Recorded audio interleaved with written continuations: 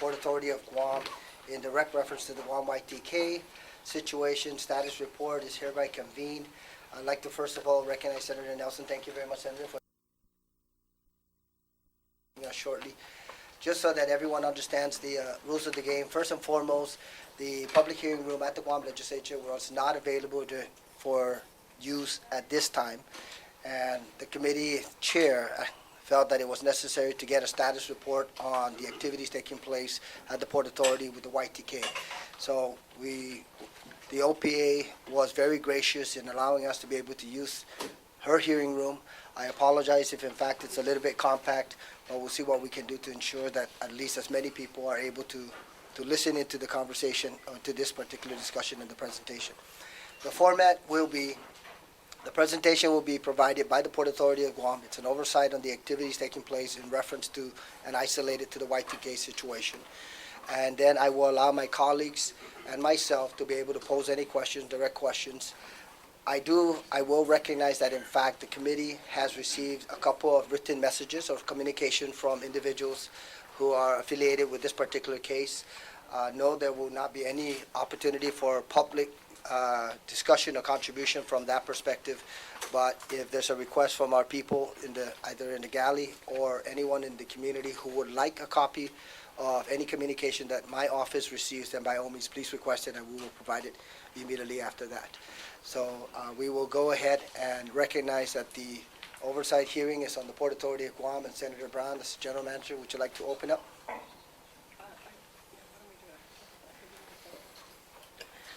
Thank you very much, Mr. Chairman, and I also want to recognize our board, our acting board chairman, who's here, Oscar Calvo, and our board member, Melanie Mendiola, who's here, as well as you can see numerous members of the Port Authority that are also here to have the opportunity to listen in on this particular issue.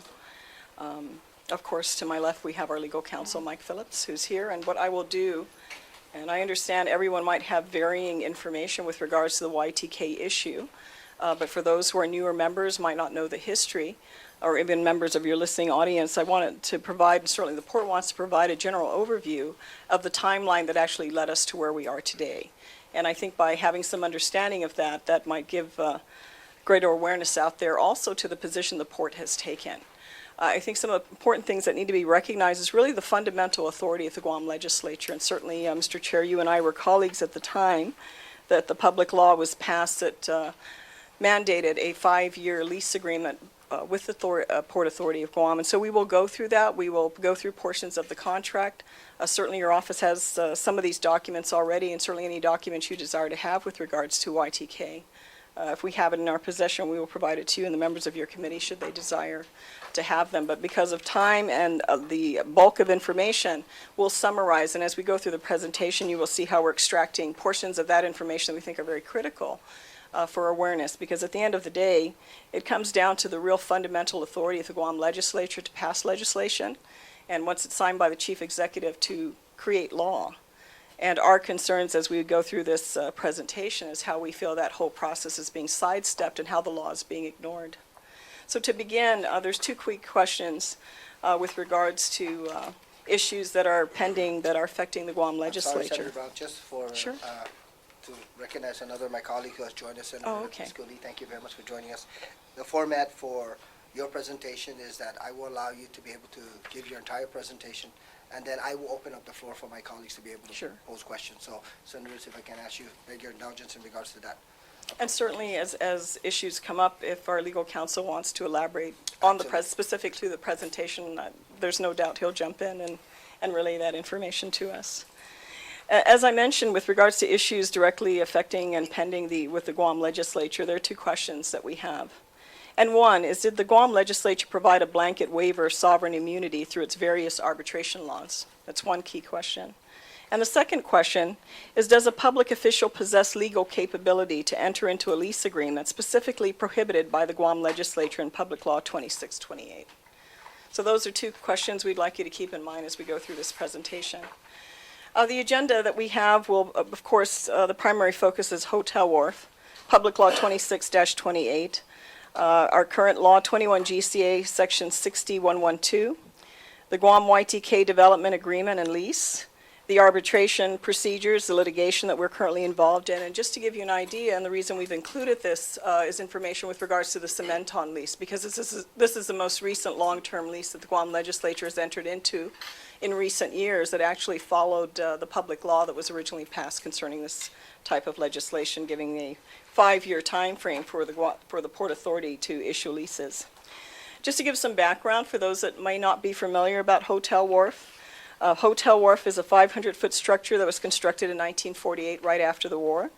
And for many years, it was used as an ammunition wharf for the Navy, up until 1989, when it was transferred to the Port Authority of Guam. It currently has a depth of between 28 and 29 feet, and past uses for the wharf have included commercial activities, the loading of scrap metals for export and import of vehicles, the berthing of passenger and cruise vessels, as well as the movement of bulk, break bulk, and ro-ro cargo through Hotel Wharf. We start with the passage of Public Law 2628, and this was passed back in 2001.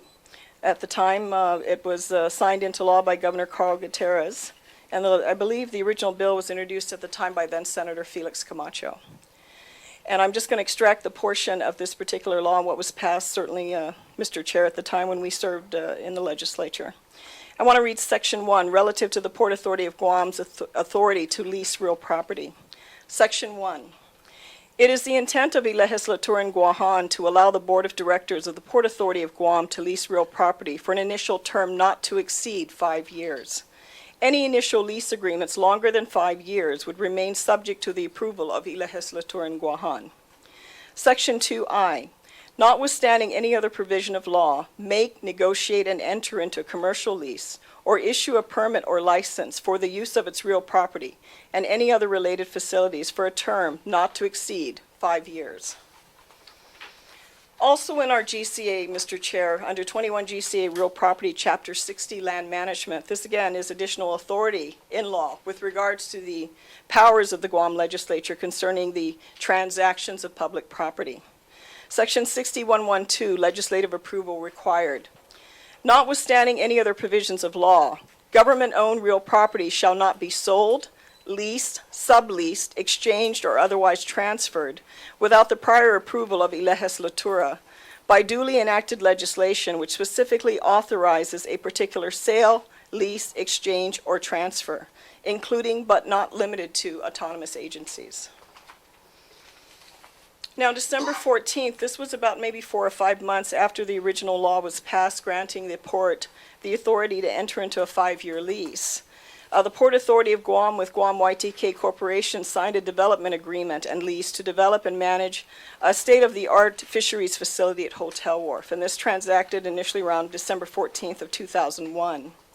January 31st of 2002 is the effective date of the governor's signature on this contract, and to your left are the signatories of the parties that actually did sign off. At the time, Francisco Camacho served as the general manager, and Arlene Berdalio served as the chairperson of the board. In May 6 of 2002, legislation or draft legislation was submitted to the Guam legislature with the intent of essentially asking for a lease agreement. And the term of the lease, section 212, I want to read this portion of the contract so you're aware of what was contained in it, and certainly the section that is of tremendous interest to us. Section 2.1, term and effective commencement date. This lease shall be binding upon the parties upon its execution by the parties and upon the approval of the Governor of Guam, the Attorney General, the legal counsel of the lessor, and by any other applicable government agency or authority, and the term of this lease shall commence. However, this lease shall be submitted by the parties to the Guam legislature for approval, and upon the date of approval by the legislature, then the actual and effective term of the lease shall commence, hereafter called the effective commencement date. The initial term of this lease shall be for a period of 5 years from the effective commencement date, see article on legislative approval. In this lease for additional terms and conditions on the term of this lease and legislative approval. Now in Article 2, Term of Lease, Section 2.2, Renewal of Lease. Immediately following the termination date, leasee shall have 8 consecutive options to renew this lease, together with the right of first refusal, with each option to be for a term of 5 years each. The options to renew shall be automatic without any action on the lessee's part, provided that if the lessee does not want to renew, lessee shall deliver a written notice to the lessor no later than 180 days prior to the expiration of the expiring term, that it does not wish to renew the lease. The maximum term of this lease, considering the exercise of all options, shall be no more than 45 years. Upon renewal of this lease, per the options as stated above, the lessee and all renew option periods shall not require the approval of the lessor, the Attorney General, the private legal counsel of the lessor, the legislature, or any other approvals by any federal or local government agency or authority. In September 25, 2002, there was a letter from the YTK Council requesting legislative approval, and I extract the portion of his letter that was actually sent to then Senator Felix Camacho, who was the chairperson of the Tourism, Transportation, and Economic Development Committee. And in his letter, this is what he wrote to Senator Camacho. As you well know, Guam law, Title 21, GCA, Section 6112, requires every lease of the government lands in excess of 5 years be approved by the Guam legislature. Further, Title 21 GCA, Section 6114, allows the leasing of government lands for a period not exceeding 50 years, be provided such is approved by the legislature and executed by the governor, attested to by the lieutenant governor, and approved by the Attorney General. The Port Authority submitted the lease to your office several months ago and had requested it be approved by the legislature. Now, on behalf of Guam YTK, I'm requesting the lease be approved by the legislature. What resulted from this was the introduction of Bill number 427. On December 3rd, 2002, Bill number 427, an act to approve the development and lease agreement by the PAG and Guam YTK, was introduced by then Senator Felix Camacho. On December 6, 2002, a public hearing was held. What resulted from this is that no legislation in the form of a public law was passed by the 26th Guam legislature for Bill number 427. What commenced after that with regards to Guam TK was a default with regards to the following, and these were the most highlighted issues. One was a failure to pay rent, the failure to construct a fisheries facility and attain construction permits, failure to provide gross revenue statements and the paid percentage of rent as required in the contract, failure to produce and keep insurance. With regards to the termination of the lease, in June of 2006, Guam YTK canceled all business licenses. On May 30th of 2008, the Port Authority Board of Directors provided guidance to staff to provide written notice to Guam YTK of their default with regards to a default, breach, and eviction notice. In November 2009, Guam YTK invoked the Arbitration Clause to resolve disputes. Continuing with arbitration, on November 19, 2009, the Port terminated the lease agreement. November 25, 2009, Guam YTK demanded arbitration. On April 12, 2011, the parties dismissed arbitration and agreed to discuss a possible settlement. In July of 2011, the Port Council advised that the lease is expired and is terminated as a matter of law or is void. Guam YTK has no legal basis to justify its continued request to proceed under the terms of the agreement. Guam YTK invoked the Arbitration Clause to resolve disputes in June of 2012. On April 20th of 2012, Guam YTK proposes a settlement under the following terms. 1, the parties execute a new 5-year lease agreement. The rent would be free. Guam YTK required a commitment from the Port to submit a long-term lease to the Guam legislature for approval in accordance with Guam law. Guam YTK proposal eliminated earlier obligation to construct a fisheries facility. On May 18, 2012, the Port notified Guam YTK that it was rejecting Guam YTK's settlement offer for a new 5-year rent-free lease. On July 26, 2012, Port Council had informed Guam YTK, 1, that the lease agreement was not enforceable or void, the Port would not be compelled to arbitration, and 3, Guam YTK's claims were barred under the Government Claims Act. Guam YTK goes on to take their complaint to the Superior Court of Guam. On October 16, 2012, Guam YTK files a complaint to compel arbitration in the Superior Court of Guam. November 9, 2012, Guam YTK files a motion to compel arbitration. November 28, 2012, Port Counsel opposes Guam YTK's motion to compel arbitration. December 12, 2012, Superior Court hears oral arguments on Guam YTK's motion to compel arbitration.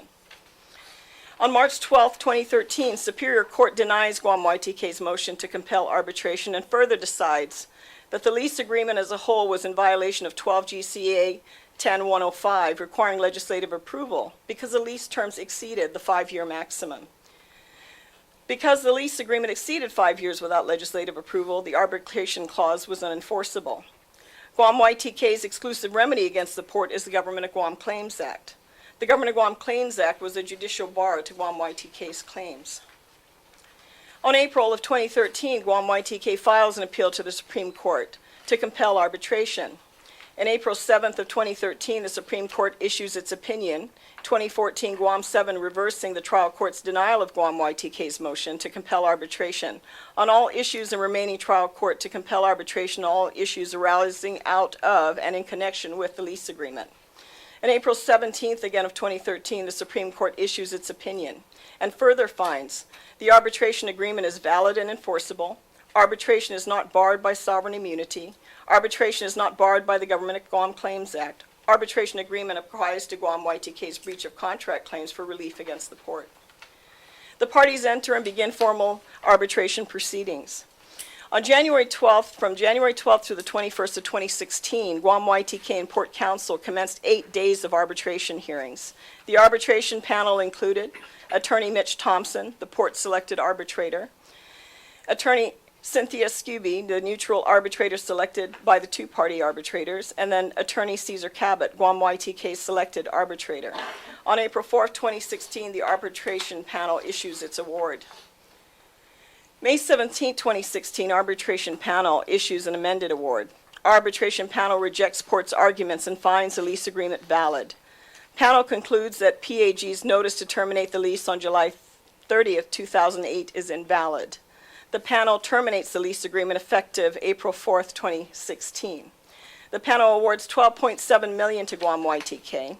The panel awards 10% per annum on the unpaid balance of the award effective April 4th, 2016.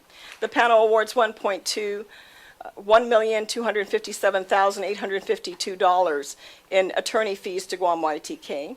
The panel awards another $137,788.28 in costs to Guam YTK.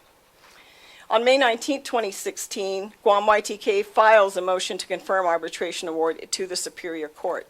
July 5, 2016, Port Counsel files a motion to vacate arbitration award to the Superior Court.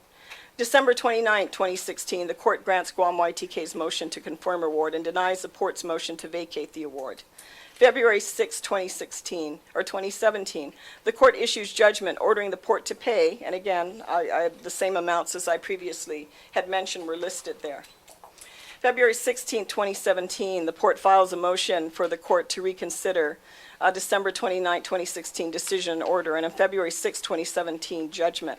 The court scheduled a hearing on the motion for April 6, 2016. February 22, 2017, Guam YTK files a writ of execution to seize and execute on port's bank accounts. February 23, 2017, the port files an objection to Guam YTK's application for writ and files motion to stay Guam YTK's judgment. The argument before the Supreme Court on the port's objection and motion to stay, of course, as you know, Mr. Chairman, having been there yesterday for Superior Court, occurred yesterday at 1:30 p.m. I do want to highlight, and again, I think it's also just for reference and information, the Cementon leases. This is one of the most recent leases that the port has entered into with regards to initially the 5-year authorization that the port had to enter into a lease. On November 21st of 2008, the port and Cementon entered into a license agreement for a term of 1 year. On July 14, 2010, the parties amended the term of the lease to include 3 additional terms of 5-year options for a total term of 20 years, subject to the legislature's approval. November 30, 2010, the legislature unanimously approved the terms. December 13, 2010, the governor signed substitute bill number 442-30 into Public Law 30-209. In doing so, it approved the extension of the term of the lease for up to 30 years. And of course, the last slide is a picture of the Cementon facility, and on the right is a photo of the current state of Hotel Wharf. And the reason we highlight this, Mr. Chair, and why we think this is very fundamental at this point, even though, of course, we have YTK's representative and attorneys making their positions that they don't believe we simply have valid arguments and we're simply trying to extend the time with regards to this issue. Our view is very fundamental, and it comes down to the passing of law. And that's why at the end of the day, while the contract included an arbitration clause and the Supreme Court of Guam ruled that we had to arbitrate, the big question is can you have public officials enter into a contract that does not fall in or is not concurrent with the laws of Guam, attach an arbitration clause, and then the arbitration clause is what sets precedence on this whole issue. That's what's really being discussed. When we went into arbitration and they came to confirm that particular arbitration, that's what they argued. They even told the judge she had no say whatsoever with regards to the decision that was made, and she could simply either confirm or deny the decision of the arbitrators.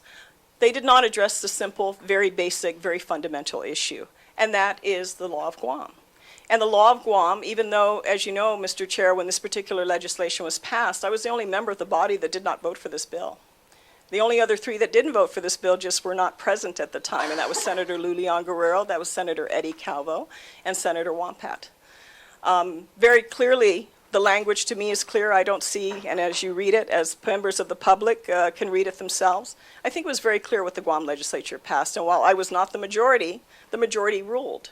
And that limitation had been placed on the port for a 5-year lease. Prior to that, every lease agreement had to come to the Guam legislature if it exceeded 30 days, as we know. So that is our main argument. Also with regards to our sovereign immunity, the ability of any private interest to sue the government of Guam. It's been determined that the Government of Guam Claims Act would be the venue for that. But the realization or the thought, for example, that a private interest could come into a government entity, especially one that provides such absolute critical service, that the work that we do affects every man, woman, and child on this island, everything within hand's reach that exists in our community, pretty much, unless it was made by God, was imported through the Port of Guam. So the ramifications of that, or even the possibility that that could happen to any government entity, is really something that we need to look at. And at the end of the day, if the law is not being looked at, you know, that little thing called the law, then we have to be very concerned, because we'd like to assume that every public official is going to do the right thing. We'd like to assume that every private interest that engages with the government of Guam will always do the right thing. I know, having been around the block a few times, we know that's not always the case. And that's why we have rules, and that's why we have laws in place to ensure that public officials and private interests that engage with the government follow the law. And that's our main argument. I will turn over to our legal counsel, Mike Phillips, so that he can update you on the outcome of yesterday's court hearing that we attended. Thank you very much, Senator Brown. Attorney Phillips? Mr. Chair, I appreciate your attendance yesterday. Before you proceed, Senator Torres, thank you very much for joining us this afternoon. As I was saying, I appreciate your attendance yesterday. I'm sure, like us, you left wondering, based on the arguments, what the judge's decision would be. She did grant our request, and she stayed the execution. And so their application for an execution or for execution on the judgment is stayed until such time as the judge issues her ruling on our motion for reconsideration. Of course, if that, Mr. Chair, did not or does not go our way, then we would ask for an identical stay pending appeal. And I believe that the GM has presented a number of the issues that we believe are such that the Supreme Court, I believe, inevitably will address. But without going over the specifics, I did want to mention one thing that the Supreme Court did not do. When they ordered the parties into arbitration, they could have, but they chose not to overrule Judge Sokota's finding that this was an illegal contract. All they did is they said, well, this must go to arbitration. They overruled her in one area, sovereign immunity. They could have just as easily overruled her with regard to her finding that it was an illegal contract. But, you know, as you can see, I think anybody looking and reading the law, it's kind of a tough thing to do. They let that go. And so while it went to the arbitrators, it didn't change the law. The GMs expressed the frustration that I think that we all have, that somehow an arbitration clause that's found to be valid would allow anybody, citizens, attorneys, judges, to circumvent the law, or quite frankly, previous PAG board members or those that are working with PAG in the private sector to circumvent a mandate from the Guam legislature. That's a fundamental issue because really it just it does more than erode your power. It just completely eliminates it. You have this almost, you could call it a supremacy clause because you could always put it anywhere. And no matter what the law is, it would allow two things, Mr. Chair. It would allow for capability where none exists, and it would allow for automatic forgiveness. In the cement on contract, and if I'm not explaining this well, please stop me and ask me to be very clear with regard to the specifics, excuse me, because they are very important. There are two different views. One is you can go ahead and enter into a 45-year lease and hope that the legislature approves it. I don't believe, and our opinions to the port since we've come on board are slightly different. It's that you're not allowed to do that. You can enter into a lease up to 5 years and take your time, or maybe 1 year, go to the legislature and then get your 45-year lease. It's really not proper to enter into a 45-year lease. Cross your fingers and hope that the legislature approves it. And if you don't, then you've got a 5-year lease. I don't, but that's better than nothing. Don't get me wrong. It's a lot better than what we saw happen here. Pure. It's not completely consistent with the law. Why? Because you did not authorize public officials to enter into a lease involving the port, at least, for anything more than 5 years. You gave them that capability. Imagine, if you will, if there were no such provision. If there's no provision, they wouldn't be able to lease government property, period. I can't lease government property. You've never allowed me to. And so it's not a question of, is there a restriction on me? The question when you deal with government is, as a government officer, where do you find your authority to take whatever action you're taking? And so in this case, the board, in its enabling legislation, which came from the legislature, you granted authority recently, relatively recently, for them to enter into leases up to 5 years. And that's it. It couldn't be more clear. As I said, really the arbitration provision, if it continues along this path, could be seen more as a supremacy clause, that anybody invoking it will be supreme, because there's no law that you can pass that, as long as it goes to arbitration, will be controlling. It'll just be really up to the panel. The second very key issue is sovereign immunity. Our sovereign immunity, just like the sovereign immunity of the states, comes from two different sources. One is inherent, and some people are familiar with the 11th Amendment to the United States Constitution. That is almost like a codification. It's like spells it out in writing that the states have sovereign immunity. But even without that, Mr. Chair, members, they have sovereign immunity. Just made it very, very clear. The government of Guam had sovereign immunity before the amendment in 1959 that spelled it out in the Organic Act. But it's helpful to have it there. And I believe, just like with the Constitution, it makes it more powerful because it's not anything we can argue about anymore. It's there. If you read the grant and the protection provided in sovereign immunity, it authorized one branch of government to make that choice, the Guam legislature.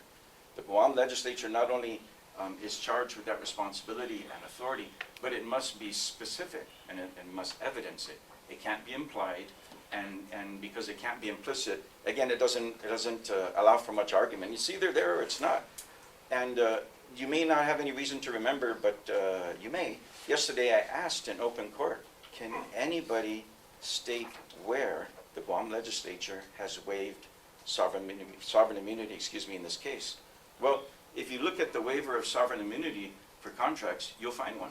But of course, it's part of a larger package. You've waived sovereign immunity for contracts, but it's a limited waiver, and it has certain conditions. A few of the major highlights are: one, you have to file a government claim. You've provided your own statute of limitations for that. 18 months is, last I checked. Number two, there's a $300,000 cap. Number three, there's no allowance for prospective damages. Prospective damages would be here, where you really don't have more than a few bricks laid, yet they're able to say, but if you let us go, we would have earned, $14 million. Those are prospective damages. Mm-hmm. And you can only get that if your project is substantially complete. Now, in the private sector, you and I and members can contract in any way, shape, or form that we want, as long as it's within law. But in government, if you want to sue, then you entered into a contract and you're a private claimant, you actually can. And that's because you waived sovereign immunity in contract. with those limited conditions. That you understand when you contract with the government of Guam that the Government Claims Act provides a $300,000 cap, there's no prospective damages, and you have to file a government claim. It dictates the procedure. So here, what happened is the courts have said, well, this is not really a lawsuit, so there's really no need to concern yourself with sovereign immunity. Arbitration is an alternative dispute resolution, so it doesn't really fall into the court system or anything like that. The reason, Mr. Chair, that sovereign immunity is inherent, even without a statutory grant, is because you built the court system, it's yours. You decide who gets to go before your court and your judges, just like the United States. They built the federal court system, they can tell us whether we're late, they can tell us whether we follow the rules, it's their court system. And so Guam has its own court system. And so inherent in building your own court system is you control. You know, you're Caesar. And so, but to add to that, because it's specifically granted by the Organic Act to the Guam legislature, it makes it that much stronger. Now, if it wasn't mentioned, I think there could be a healthy argument, and those that maybe have no reason to understand could say they're confused. But for anyone that says, well, I'm not sure about that, all they have to do is read the Organic Act. You won't find a charge or a grant to any entity except to the Guam legislature. And it conditions that. It doesn't say you can waive it. It says you can waive it, and it must be specific. And so there needs to be a specific waiver. That's when I ask, and I can ask here if anybody's aware of where the Guam legislature waived sovereign immunity with regard to contract, because that's what we have here, if anything to do with arbitration or anything other than through the Government Claims Act. Those are the two big issues. Now, with regard to the public law that the general manager has referred to, I think yourself and others and former senator here who have served, may take personal offense because you were part of it. It's like, hey, I passed that law, and these guys are saying they don't have to abide by it. We see every day in the courts, Mr. Chair and members, debates over whether you follow the law. It's very rare someone goes, I don't have to follow the law. You don't have to follow the law. I mean, that's really novel. And so the way the court system here has kind of eliminated that debate is by saying that there's no sovereign immunity because there's no lawsuit. So we've said, okay, you can, it's like us, you can say that there's no lawsuit, but they can force us to go into the room and talk. You can do that. But you can't come out of the room and then pretend it was a lawsuit and then start executing on property and collecting in that manner. That places, in this case, YTK, after coming out of an arbitration proceeding, ahead of banks that have secured interest, ahead of those that otherwise have employees that have vested interest that clearly are at the very, very top of the line. Everything from the payment of taxes, you name it, because they've filed in court. And we started off with a general ballpark understanding that in arbitration, because you're not suing the government is the, some may call it a fiction, but that's the ruling. You're not suing the government, so you're actually on one side, there's no reason to worry about sovereign immunity because you're not suing the government. But then afterwards, if you're saying, but you get to exercise the rights as if you had won a lawsuit, well, as I said, if it smells like a duck and walks like a duck and quacks like a duck, it's a duck. That's a lawsuit. And so one or the other, I would submit, needs to hold. It's either not a lawsuit, and you now have a claim. People have claims. They have promissory notes. They have other notes where, the government of Guam always pays. They may not always pay on time, but they always pay. They're the greatest debtor to have on this island, better than any individual, better than any business, better than anybody here. The government of Guam is the best creditor to have because of the fact that they will always pay. And so it's not to say that it's a hollow victory if somebody chooses by their agreement to go to arbitration. It just means that you're not going through a lawsuit.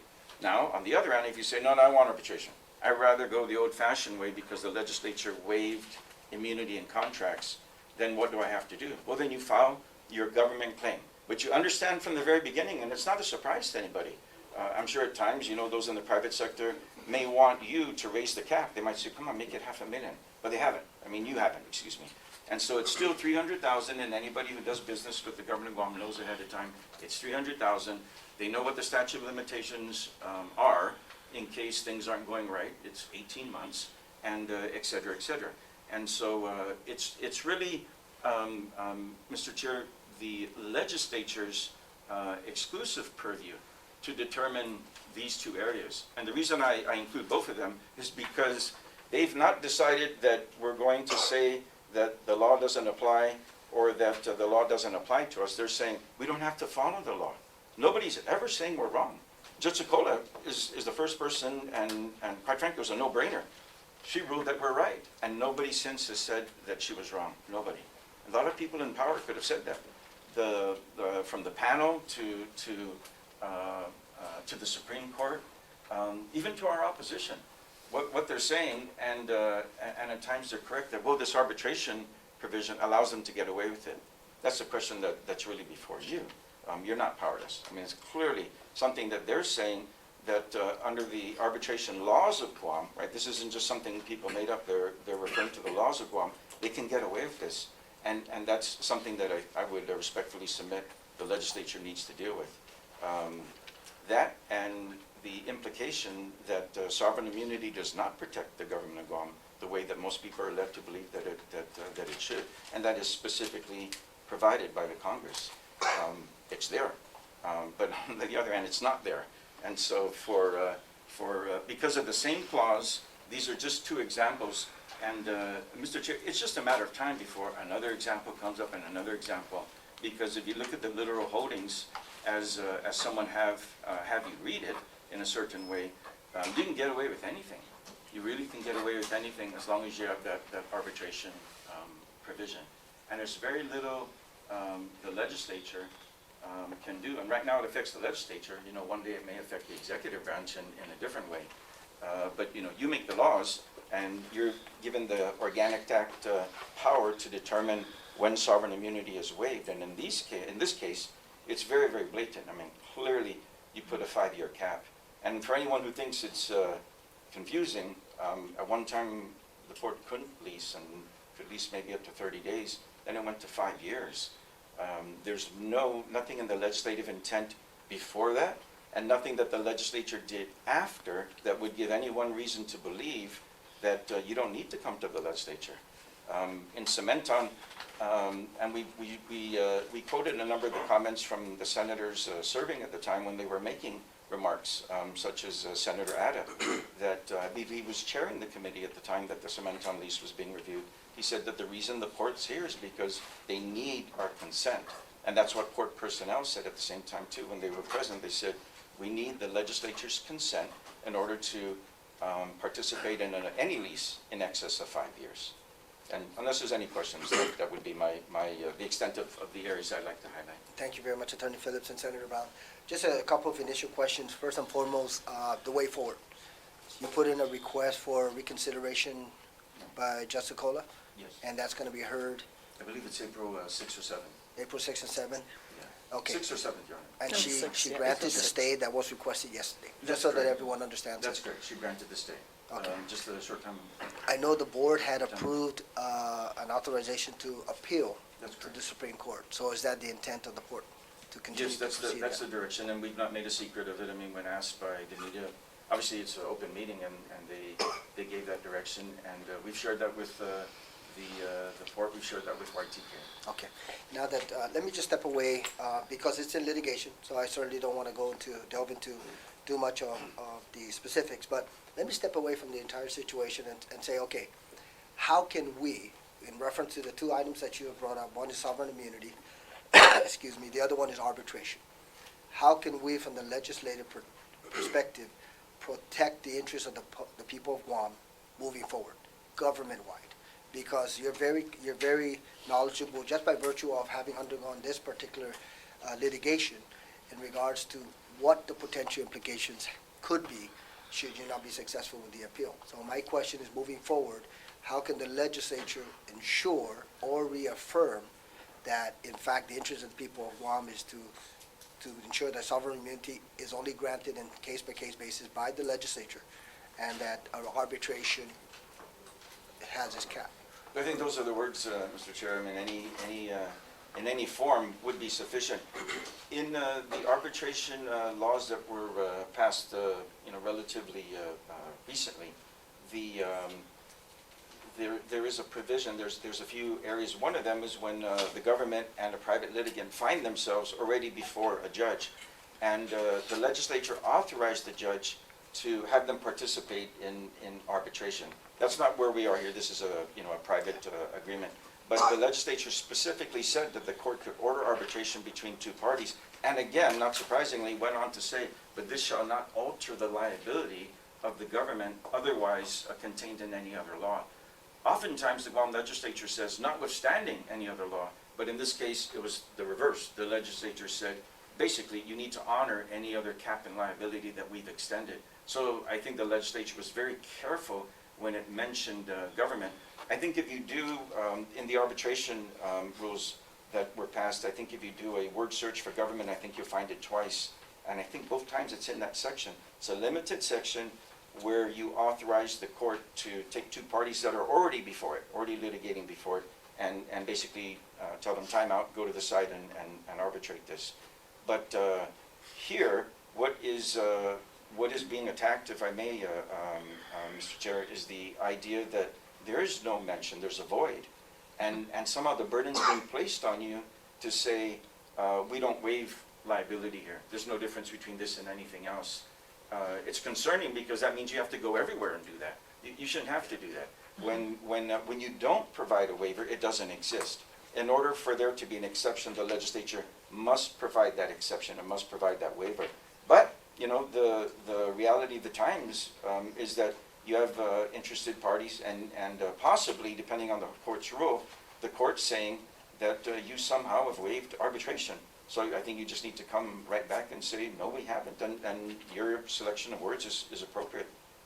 You restrict it to exactly where you did before. If you find good cause to amend the Government Claims Act or sovereign immunity, again, that's your choice. But until such time that you do, reinforcing that fence and saying, hey, this is our decision. We may make this decision someday in the future, but right now, we need to reaffirm that the government of Guam is protected by sovereign immunity. We have given a limited waiver in contract, and of course, everything else is self-explanatory because the body of law is already there. But with regard to this case, I've shared with some, Mr. Chair, that I've represented senators in the past before the Supreme Court. And it is sometimes awkward because at times we're arguing the legislature's argument when we're showing that something's unconstitutional. We're saying, this actually violates the separation of powers because this is a legislative function. And with the late Senator Pangilinan, I know I found myself in front of the Supreme Court arguing the governor's interest. It was Governor Gutierrez.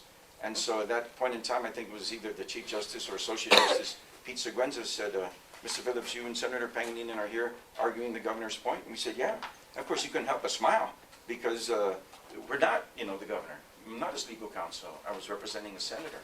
And so this is your argument. This is the position of the Guam legislature. It's not the governor's authority. It's strictly by the Organic Act placed with you. It's a responsibility. It's not one that you can take. It's one that you already have.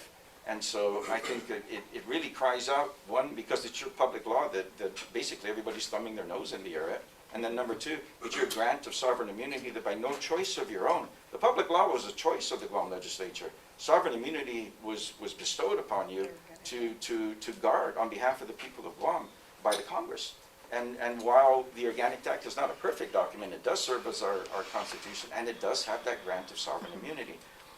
Whether it did or didn't, we would have sovereign immunity, but that makes it that much more strong. And it places that exclusively with you. And since you have that charge, some may wish they didn't have that, enormous responsibility. But because you have that charge, I think, again, the absence of the legislature in these proceedings does not go unnoticed. I mean, Judge Sokola made that comment once when I asked, could we invite the legislature? When we were talking about others that may have interest, we talked about the Attorney General and the legislature, and she remarked, clearly they've known about this. And of course, with all due respect to the judge, because I think she was, she's being very, very fair. I mentioned, I know, but I just want to make sure that if there's any opportunity to include them, that the court consider them. She said she would. They know what to do, and I believe the legislature knows what to do. But it really, Senator, I think the public law alone would be grounds to enter. But boy, sovereign immunity. I mean, there's a few areas of the Organic Act that specifically mention the Guam legislature with regard to authority. One area, which has changed since 1950, is the scope in which you legislate. And I believe you were in the legislature when the language was tweaked slightly, and that came about the time that we were litigating the elected school board. And it was tweaked slightly, but it was upon the urging of the people of Guam and the legislature and the government of Guam that Congress changed this a little bit to broaden the power of the Guam legislature. Before that was just a little bit more narrow, but it's bothersome. I mean, you should have the right to legislate over all matters that are appropriate, and that's what you have now. But the second area is that charge of sovereign immunity. I would analogize it, Mr. Chair, to the charge that historically was placed on the governor's shoulders for health, public safety, and education. In Organic Act law, we call those superpowers, right? So we don't have a similar term for the legislature. I would call that superpowers. I mean, it's enormous to decide. You actually have the power to say nobody can sue the government of Guam, because until you say nobody can. Now that doesn't mean you don't do business with the government of Guam. It just means you don't have the right to use our court system to sue us. That doesn't mean they can't sue you in Iraq. It doesn't mean they can't sue you in the federal courts, because you're not sovereign there, but you're sovereign here. You built the court system. And so that's all it means. Now, nobody has offered a view that there won't be a waiver of sovereign immunity. I haven't heard one. The only one I'm familiar with, and my entire career has been, you've waived sovereign immunity, but it's a limited waiver. And everybody knows. And I think we probably all know certain businesses that choose not to do business with the government of Guam because it is regulated. It's a hassle. I mean, for government of Guam employees too, both ways. I mean, it's a hassle. They've got procurement law that they need to deal with, but they're not the private sector, so they have an enormous amount of responsibility to the people of Guam, and they bear that burden. But on the other hand, businesses understand too, hey, when we're dealing with the government of Guam, they're a great person to have as a customer, but we do have these caps. And they work around them. They understand.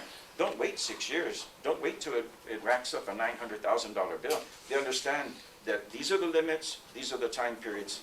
And so that would be my response, Mr. Chair. And if it's not complete, just feel free to ask for more. Thank you, Attorney Phillips, and Senator Brown, thank you very much for the timelines and your overall presentation as it applies to this entire process. I'd like to open it up to the senators. Senator Nelson, do you have any questions?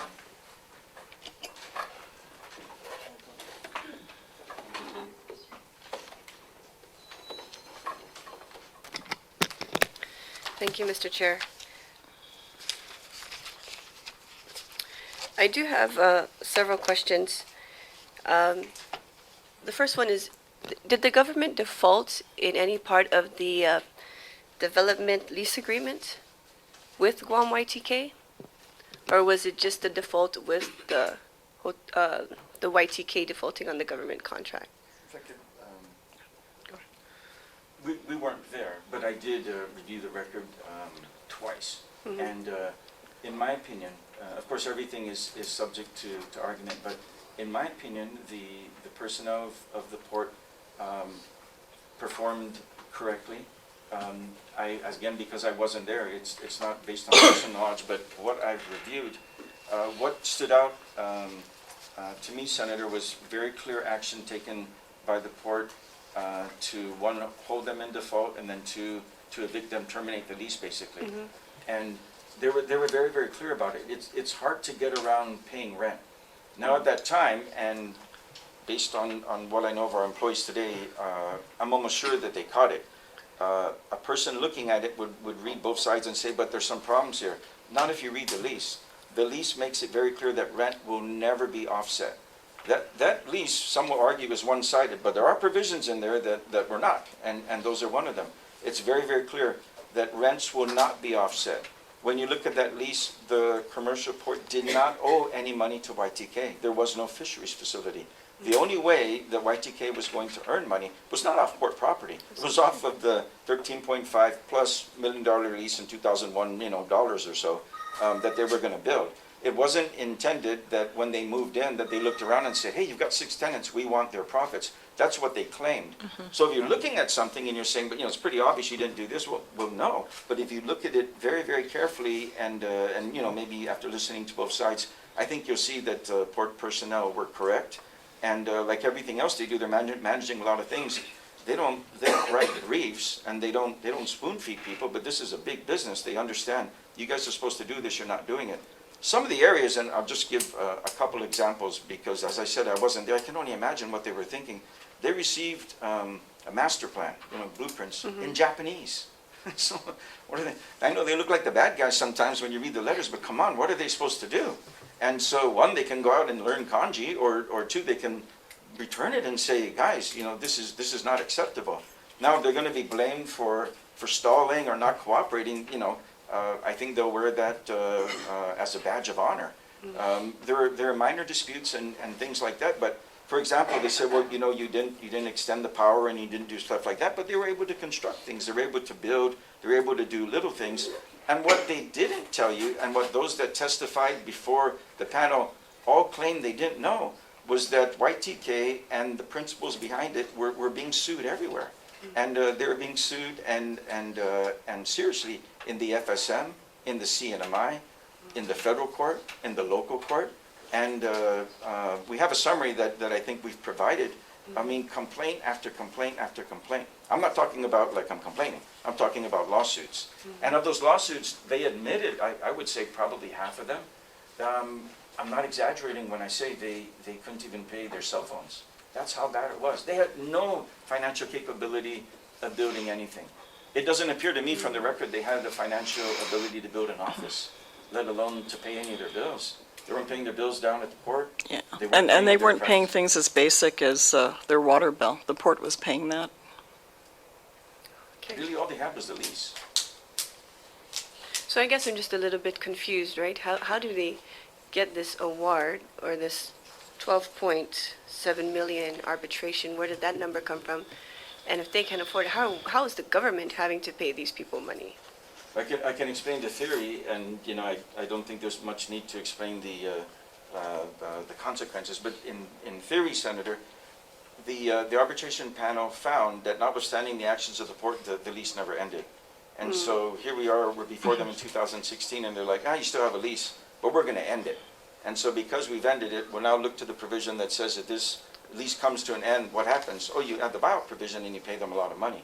But in that buyout provision, it's very, very clear that this is intended, for example, when it's taken for national defense. And it has another provision in there that specifically says this shall not apply when you're like behind in rent by 6 months. It actually has that in there. And that's exactly what you had here. They were behind by hundreds of thousands of dollars. I think by their own admission, if you granted them all the extensions that arguably they were entitled to, not certainly, but arguably, I think they were behind by their own admission, by their own calculations, in excess of $400,000. Those are their numbers. Those aren't even our numbers. And the actual annual rent was supposed to be $100,000 a year. And if I may add, Senator, I was asked a similar opinion long before this ended up before the panel. And my opinion is recorded, and I remember it well. It was in an afternoon down at the old legislature, and I believe I gave the same opinion. I reviewed the work done, performed by the port employees, and I agreed with it. When I looked at everything, it's one of those things where, boy, number one, I have, as they say, 20/20 vision in hindsight, and I think, wow, they did a pretty good job. But number two, I wasn't there, but even from what I can see, it appeared to me that they did the best that they could, given a very difficult situation. You're dealing with someone who's just not performing. And at every step of the way, they say, oh, but you're not allowing us. And what do you say to somebody who's not performing? How do you prove the negative? I mean, it's very, very difficult. I don't think anybody knew, because those closest associated with YTK themselves all said they didn't know. I'm speaking based on what their attorneys said. They didn't know that the YTK was in that kind of bad financial shape. They didn't know. They kept talking about how great these people were, and when we brought all these articles to their attention and the many lawsuits that were filed against them during this entire time period, they didn't have anything. I don't even think most of the port employees knew that. Their attorneys, I have no reason to doubt what they were saying. They said they didn't know. I know that the one attorney that was representing them, that was trying to push the legislature, himself was saying, we need the waiver of that law, because without that, we can't go forward. He ended up quitting. He said his bills were not being paid, I believe. If my recollection is correct, I think he said that there's nothing more he could do. If you look at his letters to the Guam legislature, you'll see, boy, the tone was getting kind of hot. I mean, I asked him that question. He said, it's not normally how you write to senators. And he said he had no choice. There was no other chance, because they weren't going anywhere. And he testified that they could not have gone anywhere without the legislature approving a long-term lease. In 2001, it was expected they were going to spend approximately $13.5 million to build a fisheries facility. Those are in 2001 dollars or so. And you can imagine what that would have cost, as the years go by, and where that would be today. There was no mention of that in the arbitration award, not even back rent. So you say in 2016 or 17 that the lease is still in existence, but they forgot to mention, okay, this is what you guys would have made, this is the rent you would have paid, at least pay the rent, guys, build the facility. After, I would say, 2002, there was going to be no such facility, because there was no such industry. There was no industry. Might as well build, a gold facility in California and say, let's go look for gold. There's no more. And so Attorney it Phillips? collapsed. I was just asked by recording, apparently they have to switch off the tape after an hour's session, so only because we're situated here. So we're gonna, if it's okay, Senator, we're gonna take a 2-minute recess, okay, and then we'll be right back. Are you right? So this oversight hearing is hereby continued. Senator Nelson, you still have the floor. Yes. Just a couple more questions. With the introduction of Bill 427, has the makeup of ownership changed of Guam YTK? Meaning shareholders, stakeholders, primary businessmen that own YTK now. Has that changed since Bill number 427 was put into place? Well, the ownership, I believe, changed in 2010. Mm-hmm. Yeah, from 2010, it's not real clear, but I think the records indicate, and the representation is that it was purchased in 2010. And what is the structure? What changed within the structure of the ownership in 2010? Well, the principal owners were bought out, and I believe it's a corporation. Jay Lather, I think, is the named one. Mm-hmm. I know As at a times. representative for YTK. Yeah, he's named. I believe there's a corporation, and then I think Mr. Lather's named, and I know that Chan Calvas held himself out as one of the owners, but I don't know exactly whether that's through a corporation or personally. I don't think we've seen such documents, yeah. We've Yeah, not no, seen the actual we've just seen the documents of- report. We didn't see the shareholder, the stock purchase agreement or anything like that. We haven't seen that. Okay. And just one last question. Was there any concern of conflict of interest for the arbitration panel, the representatives? Yeah, there's a. And did we do anything about addressing the concern? Is there a possibility within the law to have addressed the concern? There's, I don't think, there's always a possibility, of course. I don't think that it rises to the level that most people would otherwise look at and say, hey, isn't there a problem here? Because they're really not three judges. There's two advocates and one person in the middle. And that isn't itself made clear in law. That's more through case law, through judges interpreting that, the ability to pick an arbitrator is discretionary, and therefore they've read into that person is more of an advocate. And so, for example, like Mr. Cabot was supposed to be, I'm sure expected to be more of an advocate on behalf of YTK, and Mr. Thompson was supposed to be more of an advocate, than the chair, who's the third person picked. The presumption is that person's completely neutral. But they had complaints, for example, of Mr. Thompson, because his brother was part of a former firm that represented the port. And with regard to Mr. Cabot, obviously he's had relationships with the Calvo firm and possibly other conflicts, but he, again, was not occupying the position of the neutral arbitrator. He was occupying the position of designated by YTK. we were not consulted in the selection of the third arbitrator. And were any of these attorneys, did any of these attorneys represent the government at any point in time? They probably all did. I think, well, I take that back. I don't remember specifically. I remember certain matters coming up and being discussed. Okay, thank you, sir.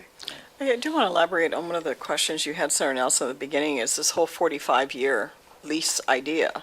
And it's really YTK that continues to advocate that. They say they have a 45-year lease, and while the actual write-up of the arbitration panel, it's very limited in really what it tells us, how they came about their determination that all of a sudden ballooned into this 14, and now they're claiming $15 million claim against the government.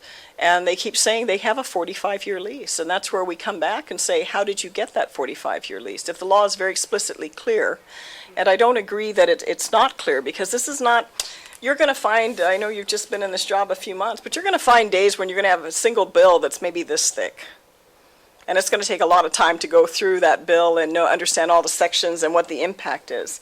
The original bill and legislation that clearly said it was a term. It didn't say term or terms, it said a term of 5 years. Otherwise, it has to come back to legislatura. It was very short and very clear with regards to And that. it never came back to the legislature? It did come back to the legislature with regards to the introduction of the bill. Right. I believe by Senator Camacho at the time, and at the request of the then legal counsel, Ed Ching. I don't know Mr. Ching personally. I know a number of years early, he actually was counsel for the Port of Guam before he became counsel for YTK. But it never was passed into law. And this I would remember in particular because as I said, I didn't vote for this bill and had a lease agreement come back to the legislature at that time. I'm sure I would have remembered it. Even though we passed many pieces of legislation I might not off the top of my head remember. This I would remember because I voted in opposition to it with everyone else that was present voting in favor of it. Thank you, Senator. And also, if I may, from a number of senators that I spoke with, although Senator Camacho introduced it, he was not in support of it. And I think if you look through the statements and the comments, it's consistent with him not being in support. He became governor shortly after that and gave no support to extending the lease, doing anything like that. There is a requirement that up until such time that the legislature approves the lease, they would have to go back and get the governor's signature for extensions and things like that, but they were not able to get his signature. Whether they asked him or not, I'm not sure, but I think it's consistent with what I've learned that he was not in support, and the bill went nowhere. And It never passed. Senator Adder affirmed that for me many years after. He told me he was there when it came, and he was relaying to me that that bill never passed. It didn't seem like it had much support. I'm not sure if it had any support. And that's why, I mean, it is of concern in looking, as I referenced at the very beginning, Section 2.2, where they included these automatic provisions of automatic lease renewals that, again, did not require the approval of the Port Board, the Port Council, the Guam Legislature, the governor, any local or federal government. I mean, that to me was such an obvious attempt to sidestep, even though in the section right above it, they're saying it requires legislative approval. The section after, they're essentially saying it's automatic, and we all of a sudden we have a lease for 45 years. And this is, keep in mind, this is within about 4 or 5 months of the original law being passed. And that's where the concern is that we raise, because public officials signed off on this with private interest. If it's contrary to the law, how does that make it legal? How does, as our legal counsel referenced, how does an arbitration panel make this a 45-year lease and then come back and say, oh, by the way, you owe us $15 million or $14 million because we were not able to execute the 45-year duration, which we assume they're claiming they may have earned that amount of money. I think it's quite clear after 9/11, even though there was a time the port prior to us was doing very well with regards to fisheries industry on Guam when Zawanek and all the big longliners and purse seiners were coming through, and I do remember those days, and I do remember the days when Hotel Wharf was still very active. Many members of our community, if you want to go on a dinner cruise on the Stars and Stripes, you went down to Hotel Wharf. And to come back 20 plus years later and see the state of where it physically is, all the way to the point that the structure is no longer sound to even operate on. But that's what's concerning. It's this section that they say, oh, we have a 45-year lease. But if the law is so clear and says, no, anything beyond, if you want 5 years and 10 days, you have to come back to the Guam legislature. And that never happened. And so That's where we're kind of wondering how things went in the twilight zone, that all of a sudden you can come back and claim you have a 45-year lease agreement, and therefore the Port Authority of Guam now is required to pay, without considering, again, all the things that never happened. I mean, Cementon has a facility. Let's say Cementon chooses to end their lease, or we decide, hey, we have a greater use for the property, and we decide to terminate the lease with Cementon. We would have to compensate. I can understand compensating Cementon for their investment. Some of our fuel piers in the next few years are going to be up for the lease's end. And we want to acquire it back. Perhaps we want to get another fuel company to come in, or they bid and they end up getting it. We would pay the outgoing fuel company for their assets that they invest. And that's fair and square. More than likely, the incoming company will pay for those assets to get the lease. But then we're paying for something. But I'm sorry, you go to Hotel Wharf, and except for a concrete barrier that they built around the wharf that actually limits larger vessels from being tied to the dolphins, because there's a dolphin and there's the wall. You can't take some of those larger ropes that you need to secure larger vessels. You can't even wrap it around it to secure a vessel up to a certain point. And that's, the actual tangible infrastructure that the port, I guess, supposedly, according to this agreement, would have gained from. It's not there. It's just not there. If I may add just one small part to that, the buyout provision that the panel used, and they said, well, if the lease ends, let's go to the buyout provision. The buyout provision in summary says, pay YTK the value of the lease. Well, the value of that lease is zero because you don't have a lease. You can't have a lease. And they spell that out in the arbitration award. They say you might be prevented by law from performing under the lease. They're not talking about YTK, they're talking about the port. So they're conceding that in my opinion at least, that it's illegal. But you had raised the question earlier, Senator, asking me, did the port default? Even if the port did, and we went to the buyout provision was negotiated between two parties, and it said the value of the lease. That would be the wrong one to choose because there's no value to a lease. It's the same value of a lease I'm trying to sell you to the Golden Gate Bridge. It's valueless. And so if that's your measure of damages, you're out of luck.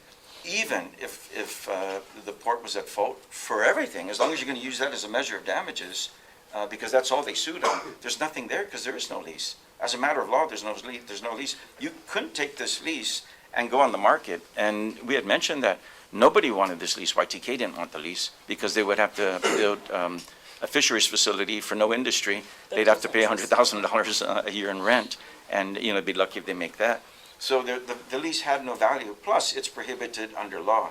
And they recognize that in the arbitration award. Thank you very much. Thank you very much, Senator Thank you, Nelson. Mr. Chair. Senator Torres?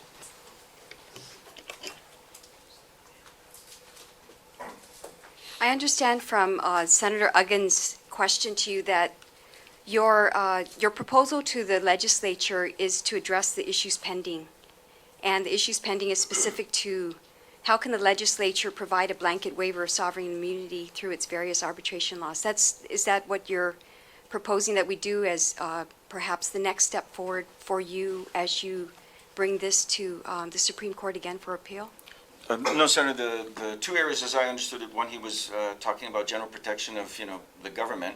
And I would suggest that the legislature reaffirm that that's not the case, that there's not a blanket waiver that apparently arguably exists now in arbitration. So that's clarified and brought back into the fence and treated just like you do any other contractual waiver that the legislature has extended, which is you go through the Government Claims Act, everything's the same. There's no difference until such time that the legislature decides that they're going to revamp the sovereign immunity rules and regulations, the limited waiver that you've given. With regard to the Supreme Court, my suggestion is because of the obvious void of the legislature when we're dealing with the two issues that concern almost exclusively the Guam legislature, sovereign immunity and the public law that the legislature passed, that the legislature enters the AG did and found amicus curiae brief. And as I said, I've been involved in litigation before the Supreme Court where I've had to argue the point of the legislature without being a senator. And at times I've argued on behalf of a senator, and at times I've argued in front of the Superior Court without senators. I argued the Natasha Anti-Smoking Act that then General Moylan attempted to strike. and I prevailed, but I didn't have a senator with me. It's just awkward when you're arguing the fight of the legislature and they're not there, or any So other your- entity. Your request to the body then is that we join in an amicus brief? Is That you file an amicus brief, right? I believe that the court, without question, would allow if an application were made to file. I was a little confused. We've talked a lot, you've presented a lot about the issues that you've been discussing, the illegality of the lease, the sovereign immunity. And in looking at the documents that were provided to us today, I noted that in the plaintiff's opposition to your, or reply to your opposition brief, they point out that the port has made the same substantive arguments repeatedly, and specifically that the lease that the port and Guam YTK entered into was illegal under Guam law, that the port is protected by sovereign immunity, and that the judgment is subject to the Government Claims Act. But I also noted in there that that the Supreme Court also rejected these arguments, and I want to quote from a statement that was made in the oral arguments with the Supreme Court, where it points out, and this was with regard to the Port Legal Counsel's misunderstanding of well-settled law. The Guam Supreme Court stated, and I quote, "Mr. Phillips, you can contend until you're blue in the face," unquote. But the port's argument regarding the DAL is wrong. The Supreme Court clearly and unambiguously held that the issue of the legality of the DAL was for the arbitrators to decide. And so the validity and enforceability of the lease agreement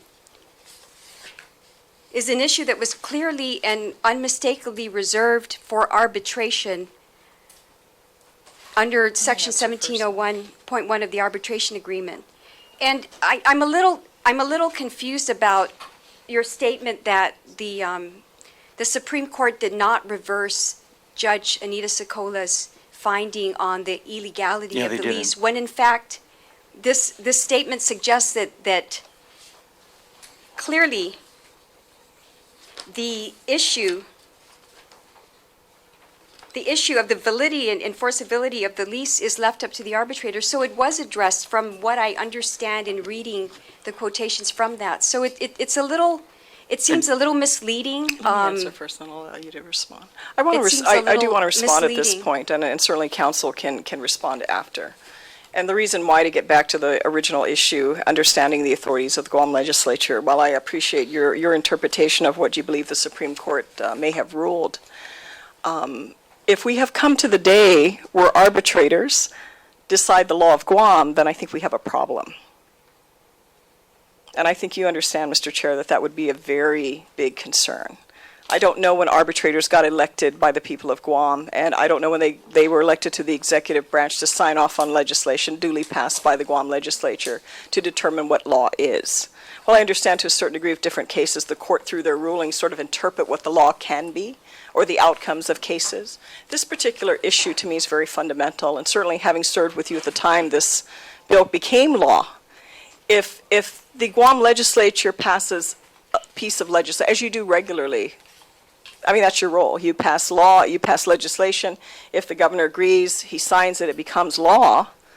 To totally ignore that and then say, oh, well, you know, we are mandating you to arbitration, and whatever comes out of the arbitrators, and that's what happens.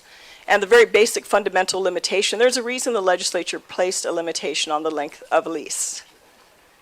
Because you could always have, unfortunately, individuals that don't have the best interest of the public at heart.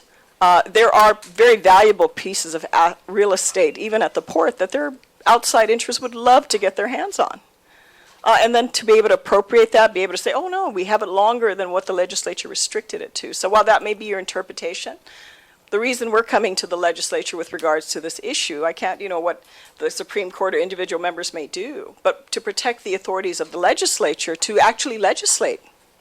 That's what's fundamental here. And I think that's what needs to be clarified, that the legislature did provide a limitation with regards to the length of lease agreements. Because this company's going around saying, I have a 45-year lease agreement, and we're still trying to figure out, really, to the degree I understand, I only have a few degrees, what do I know? How is it possible to extend a lease agreement? How is it possible for government officials, be it the general manager of the port, the board chairperson, and I don't even the board at the time that Ms. Berdalio was authorized, I don't know, I've never seen anything that authorized Ms. Berdalio on her own to enter into an automatic lease agreement for 45 years. Even the Port Authority Board had no authority, and still has no authority now to do that.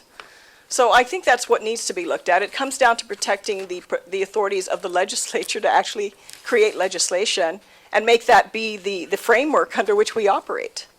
Because if that's the case, then boy, you need to really go back and look at the arbitration laws big time. Because to appropriate public asset, public property, for a private company to come into any government agency, and in this particular case, I guess that was the wish list for YTK and their representatives who have a lot to gain should they prevail ultimately. I mean, $14-15 million, goodness, Senator, our retirement plan's in the bag.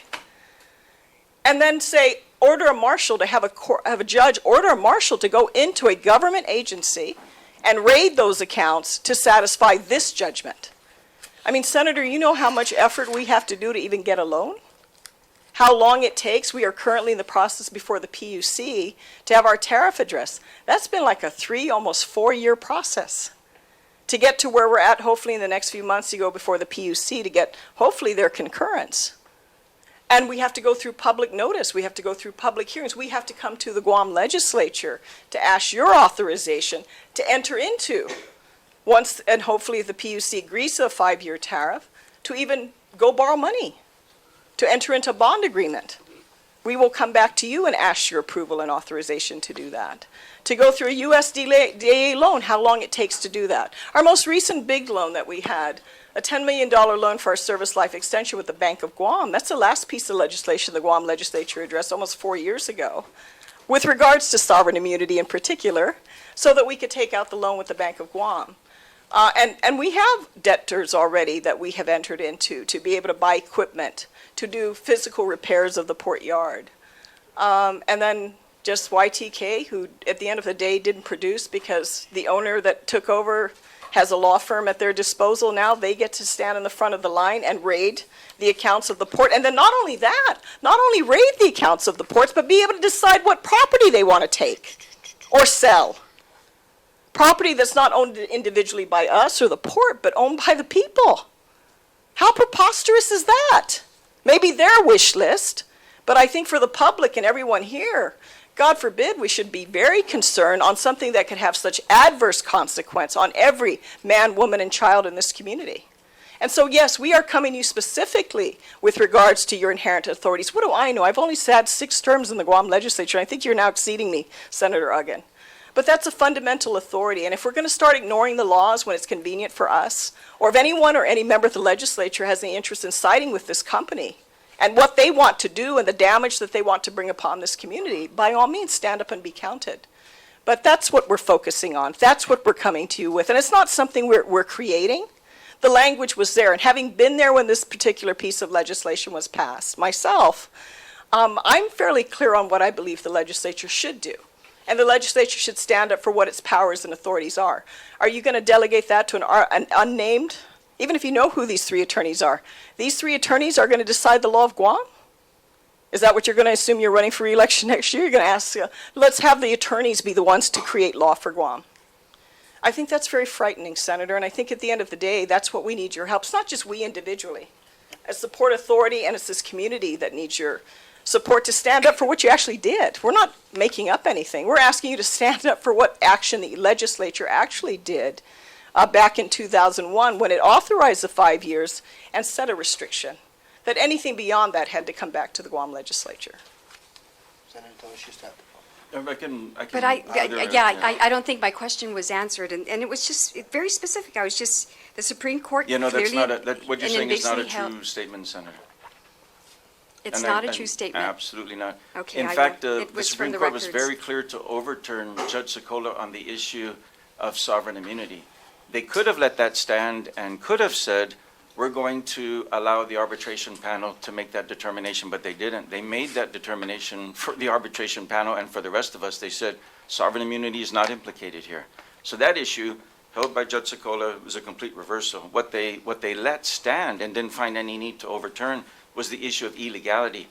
If you still have some confusion, you can read Judge Sokola's more recent opinion where she says the Supreme Court has not further clarified this, and she's talking about the illegality argument that we raised. She could have said, I've been reversed on this once, as she was on sovereign immunity, but she's very clear in her subsequent opinion where she even says, well, I think this may be open to different interpretations, but she never says that the Supreme Court has spoken on this. In fact, she says the opposite. The Supreme Court has not spoken.